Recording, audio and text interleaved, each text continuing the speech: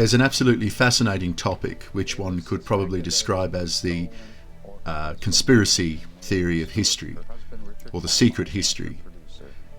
What this means is that the given history, the public or legacy media version of an event, is a falsification.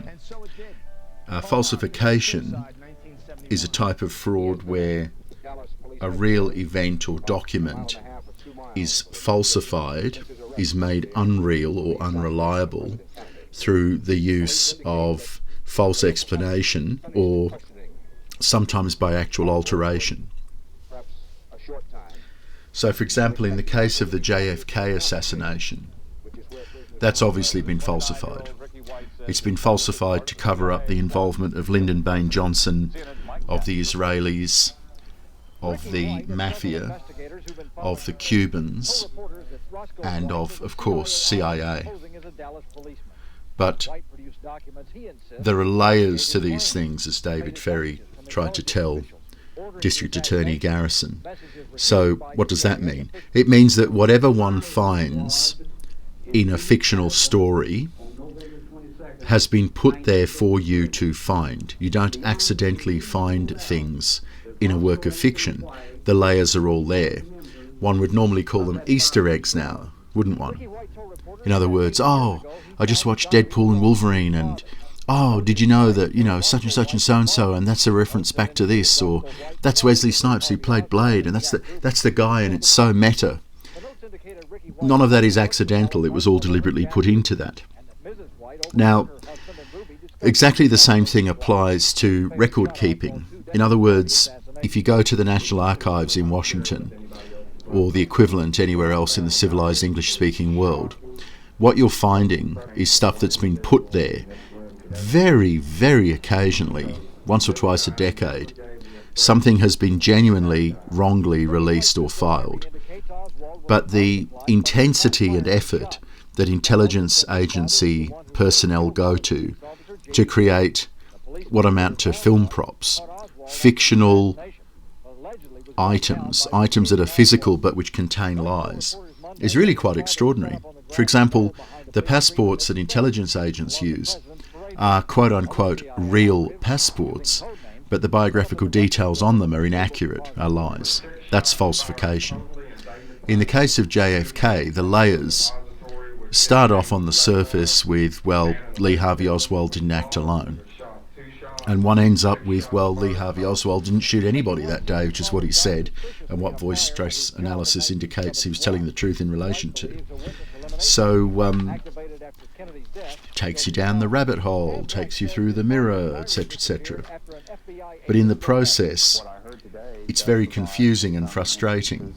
And people, especially consumer-minded people, tend to have a very black and white binary view of these things. JFK wasn't murdered because he was a saint. He was murdered because he opposed sinister forces which wanted business as usual.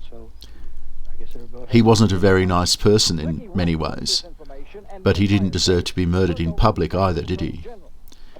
So the layers start off with Lee Harvey Oswald, but it's all a forced premise from the beginning. Researchers as far back as Garrison's staff have found documented evidence from all levels of the FBI, CIA and so on, Pentagon as well, that Lee Harvey Oswald had a double during his time in the Marines. He was in two places at once constantly.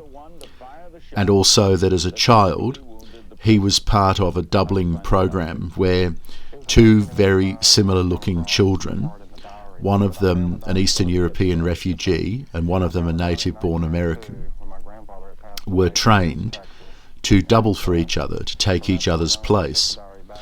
That sort of long-term planning is beyond the imagination of a lot of civilians, but that doesn't mean it's not true. And it's been documented to have taken place through the centuries, going back at least to medieval times. And there are a couple of Greek myths which may be referring to the same sort of thing. The principle of the Tanist, for example. But back to JFK. So then it becomes a kind of parlour game, as L. Fletcher Prouty called it, like, well, who shot from where kind of thing. That's sort of satisfying to identify the shooters and the specifics of the plot. But the problem one has is, to get all the data points, one also has to filter out falsified data points. And that's impossible. So one has to make a kind of line of best fit, knowing that some of the things you're including are lies, and still come close to the truth.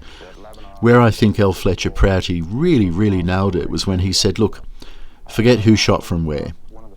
Ask yourself why it happened, because it did happen. It's obvious it happened. He was shot in public, right? So why? Who killed him and why? The why of it. And this is in the long-form documentary Evidence of Revision, which is becoming increasingly difficult to find. If it won't get me demonetised or banned off YouTube, I'll upload it, because I've got every possible version of it, which runs nearly 13 hours in total. Or perhaps I can make clips of it and get around it that way with commentary. We'll see. Evidence of Revision plays the contemporary news reports from before the murder of JFK through till the sort of dying down of the hubbub a few days later. And it shows clear signs of several different pre-planned stories being released, and then as one didn't work, another one being replaced as the active propaganda.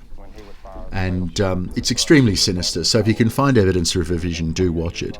The Men Who Killed Kennedy, the full version of that, which 2 episodes of that are now permanently suppressed, so you've got to really hunt for them. Again, I've got all of them. And again, if it won't get me demonetised or banned, I'll upload them. There's one on Lyndon Baines Johnson. Now, even if he wasn't directly involved in the murder of JFK, the CIA operation to murder JFK is identical to those that they used overseas, with LBJ cast in the role of the primitive African warlord or the Asian ruthless, would-be president of some Asian benighted republic.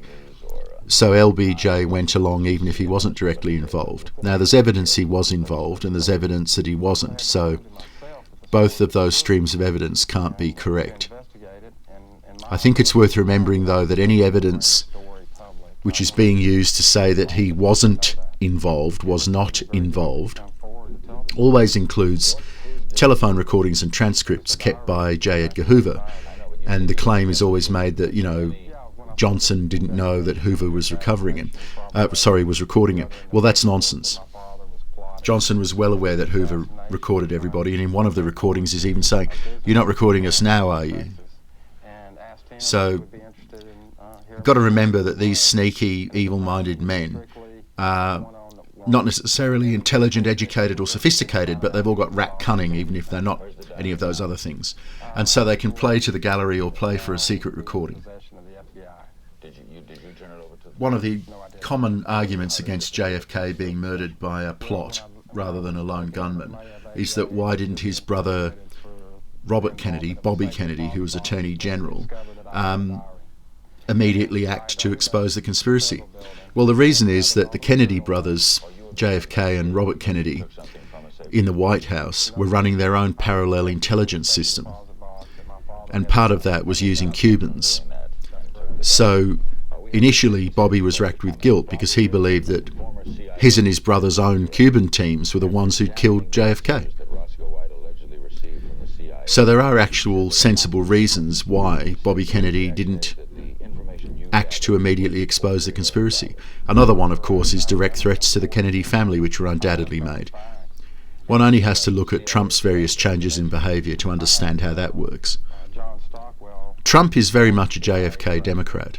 It's just that the Republicans and the Democrats have both politically drifted to the point where now he's more at home in the fake version of the Republicans than he would be in the extreme communism of the Democrats. And the only real reason any of this has become more exposed than it used to be is the civil war that's taking place in the Zionist community between the banker Jews and the warlord Jews. The warlord Jews want to quickly conquer the non-Jews of the planet, enslave us all, turn us into a mongrel race of slaves, whereas the banker Jews are quite happy to play a longer game. If you understand that Jewish civil war, you understand why things are being exposed, when they're being exposed, why Trump is married into the Jewish families that he is, why his enemies are married into different Jewish families, and why there are just so many Jews of different persuasions in the White House and around it, no matter who is in office. Now, you can have whatever view you like about a particular race having that level of control over a country, but I can assure you it's hardly the first time that it's happened. You only have to read the Old Testament, and the New Testament for that matter, to understand that this type of infiltration and political takeover is standard practice. What does that have to do with JFK?